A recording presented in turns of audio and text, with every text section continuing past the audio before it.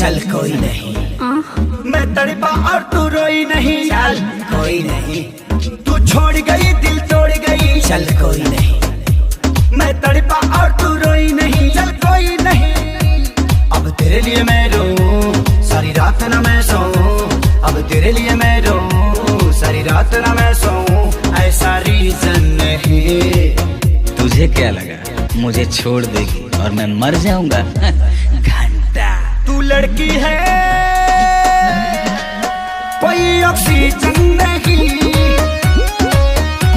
तू लड़की है कोई ऑक्सीजन नहीं, ऑक्सीजन नहीं। मैं पड़ा था तेरे प्यार में तुझे मान के बेबी अपना, तुझे डेट किया तेरा वेट किया, देखा तेरा ही सपना, हर पल तेरा मन केयर किया, हर बात तेरे से शेयर किया, और तूने बेबी कहीं और फेयर किया। जो दिल पे लगा तो डिटॉल, ये गम तेरा कम जाएगा, छोड़ो गुस्सा रखो फीलिंग फेज में, ये प्यार फिर से जम जाएगा।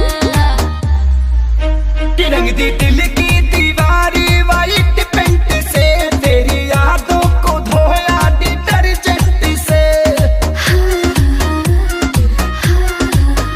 मेरे बाबू मेरे सोना तुझे क्या हो गया, काहे मुझसे तू ऐसे खफा हो गया। अब दिल से दिल ये मिले फिर प्यार के फूल खिले, ऐसा सीजन नहीं। तुझे क्या लगा कि तू छोड़ के चली जाएगी तो मैं सूखे पत्ते की तरह बिखर जाऊंगा? घंटा तू लड़की है कोई ऑक्सीजन नहीं,